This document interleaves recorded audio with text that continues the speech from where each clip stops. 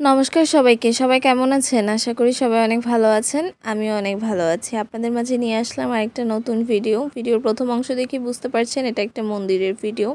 তো ওই মন্দিরটির উদ্দেশ্যে আমি এবং আমার পরিবারের সবাই একসাথে সিএনজি করে যাচ্ছিলাম। মন্দিরটি হচ্ছে চট্টগ্রামের হাটাজারি ম্যাকহলে অবস্থিত। ও আচ্ছা, মন্দিরটির নামই তো বলিনি। মন্দিরটির নাম হচ্ছে পুণ্ডরিক ধাম। তারপরে এই যে পুণ্ডরিক ধাম মন্দিরে ঢোকার প্রথমেই শ্যামকুণ্ড পড়বে, শ্যামকুণ্ড দিয়েই যাত্রা শুরু মন্দিরের। তো এই যে সকালবেলা যেহেতু গিয়েছিলাম তাই সব কিছুই খুব সুন্দর লাগছিল, খুব স্নিগ্ধ একটা পরিবেশ ছিল। প্রথমে ঢুকেই মা বাবা গোমাতার পুজো করে নেয়। তারপর আমরা সবাই মিলে আস্তে আস্তে মন্দিরের ভেতরে প্রবেশ করছিলাম। তো মন্দিরের ভেতরে লোকজন কমই ছিল, কারণ সকালবেলা যেহেতু, কিন্তু দুপুর হতেই লোকজন ভিড় বেড়েছিল। তো মন্দিরটা আসলে অনেক সুন্দর, আপনারা ভিডিওতে দেখতেই পাচ্ছেন। প্রত্যেকটা মন্দিরের বাইরের কারুকাজ এত সুন্দর, মানে এটা বলে প্রকাশ করা যাবে না। তো আপনাদের কাছে একটা ইনফরমেশন দিয়ে রাখি, যদি কেউ লোকাল ট্রান্সপোর্ট ইউজ করে মন্দিরটিতে যেতে চান তাহলে আপনারা নিউ মার্কেট থেকে ডিরেক্ট বাস পেয়ে যাবেন হাটাজারি বাস স্ট্যান্ড পর্যন্ত। তারপর সেখান থেকে আপনি ম্যাকহলের লোকাল কোনো সিএনজি করে মন্দিরে চলে আসতে পারেন খুব সহজেই। তারপর হচ্ছে মন্দিরটা ঘুরে ঘুরে আমরা দেখছিলাম। এখনও মন্দিরের দ্বার খোলা হয়নি, কারণ দুপুরের ভোগ আরতির সময় মন্দিরের দ্বারটা খোলা হবে। তো তাই আমরা কি করছিলাম, পুরো মন্দিরটাকে একটু ঘুরে ঘুরে দেখছিলাম।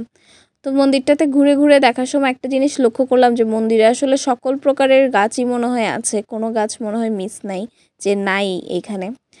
তো মন্দিরটা এত সুন্দর, তার কারণ হয়তো বা ওখানকার প্রভুরাই বলছিলেন যে এই মন্দিরটাকে রাধারানীর বাবার বাড়ি বলা হয়। তো এই যে আমরা শেষমেশ ঠাকুর দর্শন করতে পারলাম। ভোগ আরতি চলছিল, সবাই আরতি করছিল। তারপর হচ্ছে দুপুর 2টার দিক করে আমাদেরকে প্রসাদ দেওয়া হয়। প্রসাদ খাওয়ার সময় আর কোনো ভিডিও করা হয়নি, তাই কোনো ভিডিও ক্লিপও নেই। তো প্রসাদ খাওয়ার পর আমরা হচ্ছে পুকুর পাড়ে এসে বসেছিলাম, কারণ ওখানের পরিবেশটা এত শান্ত লাগছিল, এত সুন্দর লাগছিল যে মানে বসে থাকতেই মন চাচ্ছিল। তো বেশিক্ষণ আর বসে থাকিনি, তারপর হচ্ছে বাসার উদ্দেশ্যে রওনা দিয়ে দিলাম। তো ডিরেক্ট সিএনজি করেই আমরা বাসায় যাব, যেভাবে এসেছিলাম সেভাবেই যাব।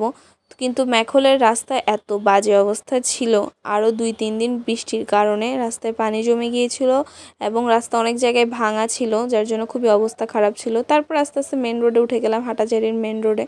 ও হাটাজারি এসেছি, আপনাদেরকে একটা জিনিস দেখাবো না তা কখনো হয়? চট্টগ্রামের ঐতিহ্যবাহী স্থান চট্টগ্রাম বিশ্ববিদ্যালয়, যেখানে কিনা অনেক শিক্ষার্থীদের স্বপ্ন জড়িয়ে রয়েছে। তো এই তো চট্টগ্রাম বিশ্ববিদ্যালয়কে পিছনে ফেলে আমরা এবার সোজা সামনের দিকে এগিয়ে যাচ্ছি আমাদের বাসার উদ্দেশ্যে। তো আজকের ব্লগটা এতটুকুই। সবাই ভালো থাকবেন, সুস্থ থাকবেন, আর ব্লগটি ভালো লাগলে লাইক, শেয়ার অ্যান্ড সাবস্ক্রাইবের মাধ্যমে আমার পাশে থাকবেন। টাটা।